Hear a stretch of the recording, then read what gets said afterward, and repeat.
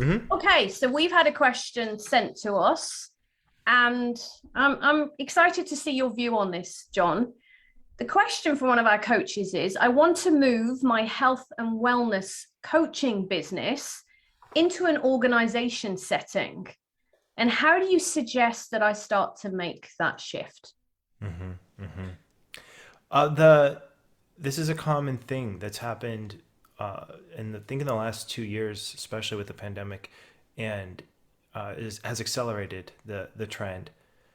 And it's not uncommon for, let's say, a coach to work with the owner or CEO of an organization, and as a coach, and have good results, and then the owner eventually says, this is great. Let's bring you in to work with this other group of people, and then not that's the usual pathway that these things happen. I'm sure. It's happened for you in this way. So, Raj, this is your story. Do you want to tell your story on how it worked for you, and where some of the things you have going on?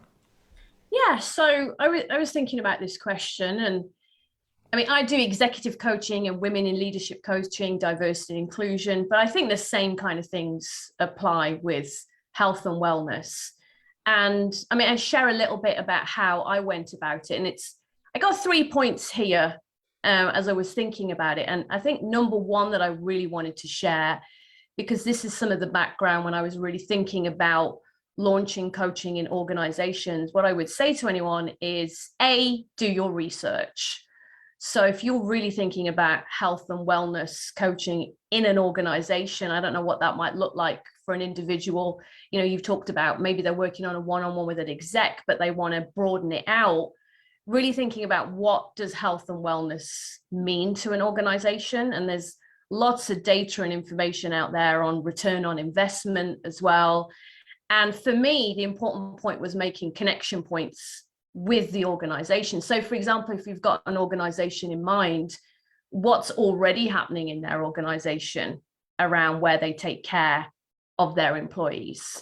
Or how might you connect this to their values? They might have specific values around taking care of employees, or they might be running employee resource groups. One of the things that I like to do is make connections with their organizational development strategy, or their employee resource groups on family or diversity and inclusion.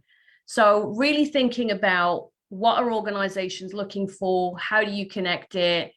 What is the return on investment? And there's lots out there. I'm sure you know about it, John, around, you take care of your staff, they will take care of your clients, improve productivity, reduce sickness rates, all of those things. But the most important thing for me in my story is to think about how can you leverage your connections and start to have conversations with people. The toughest thing for me when I moved from the UK to the US was I didn't have any connections. I really did not know anybody here. And in the UK, when I had chosen that I wasn't going to work, full-time in the National Health Service anymore, and I wanted to launch my own coaching business or organization, I could have picked up the phone to someone and said, hey, do you know of anyone who's looking for a coach, or what might be a way in to an organization? I could have picked up the phone to a HR lead or a learning lead or a diversity and inclusion lead. And I found myself moving to the US, and that suddenly kind of on my own, drifting around on social media. So one of the courageous things I had to do was start to going to events and networking and physically leaving my house and speaking to people. And my husband's business, actually, where he works in that organization, they did lots of different kinds of events, and he would invite me along because they were in Miami. We were living in Miami at the time. And I went along and started speaking to people, and actually connected with an exec who was at the event. We started talking about coaching and our common interests, and that opened a lot of doors for me that way.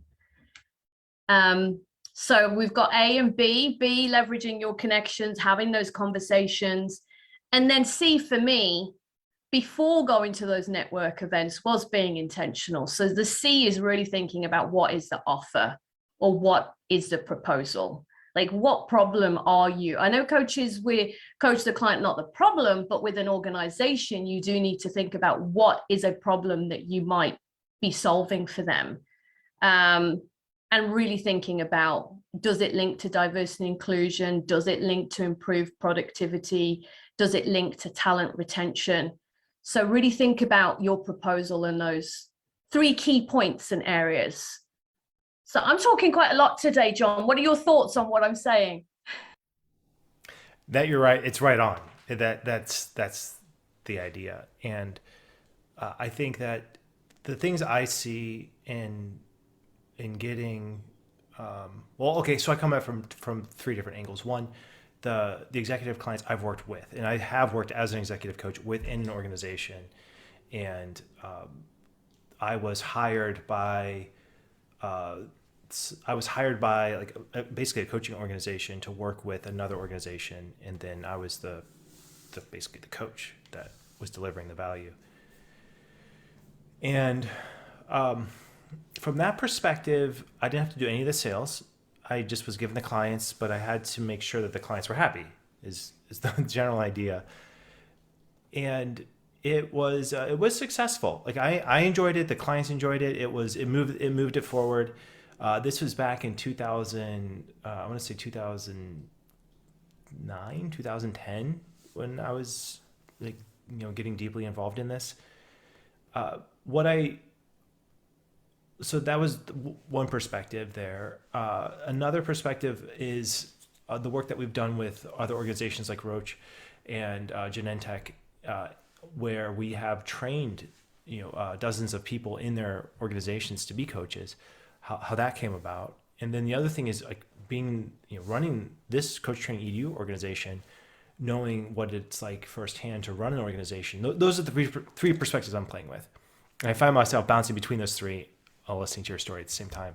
And I think the main takeaway from all of those experiences is that there is a high degree of trust that has to be placed in you as a coach if the owner or the stakeholder is going to invite you into that program, that they just want to make sure that you're not going to make it harder for them.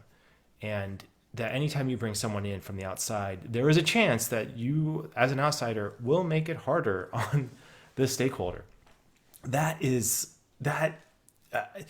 If there's any way that you can speak directly to that, because that's going on in everyone's mind, like 100%. And if you can speak directly to it from the beginning and say, look, I know that this is going to be a leap of faith. How can we craft a project or a program so we could test drive this? So you can go with confidence that it works, and I know with confidence that it's going to work. What's the minimum product that we can offer here that we can test and make sure that coaching is for your organization? If you're speaking in that language, then like they will say, right on. I'm all about testing stuff and trying to see if it works and doesn't work. And it's also helpful to have a very clear, this is exactly what we're going to be doing. Like this is what I offer as a coach. This is what I do. This is what I don't do. It's not like coaches who, employees who suddenly get a coach, all like, what if they start following their dreams and all decide to go and, do other things? That would be horrible for the stakeholder or the owner. So you have to be very clear around, is this going to be just general life coaching, or is it going to be coaching with, am I really, what's the point? Am I at the complete discretion of the client, or are we keeping this around business terms? What are some of the outcomes that we want from coaching? Organizations that are healthy and strong would welcome if employees want to leave and do other things. That's part of life. Go. And they would also want people to be on the team that are really, they're in it. They're like, are they in with the mission of the organization? So there's a lot behind offering this to organizations. You have to really put yourself into the stakeholder or owner's position who is paying you to do the coaching, And at the same time, you have to also be able to lean into the ethics and best practices of when you are working with a client, it's 100% confidential. You are, even though you're being paid by the owner and stakeholder, you're not working for them in that moment. You're working for your client. There are ethics and best practices in place to protect you as a coach so that you can tell the owners, hey, this is what's happening. This is your perspective as a coach. There's a lot of groundwork that needs to be laid before you're going to be invited into an organization. And you have to take some deep breaths and say, okay, are you willing to do this groundwork? And if you are, then build the processes and programs to basically educate the owners, to let them know that you know what you're doing, they can trust you, and that would be how I'd move forward on this. Yeah, absolutely agree, John. And I really like the point that you're making about testing it out, because that's how actually I got more work. My initial offer in 2020 with one of the corporations I work with is that we did a pilot. Let's test it out. Did a pilot program for a year. And then we built off of that in 2021. And we had some mini pilot programs, which then you build off of once you see the results or you tweak it. So I really like your suggestion around testing and piloting things. That's it. I mean, it's almost like I think it doesn't make sense. Yeah, unless the person, the stakeholder knows, no, we just want executive coaches or we want wellness coaches to come into this organization, and I know the value of coaching. But I think you still have to do some education, some prospect education before.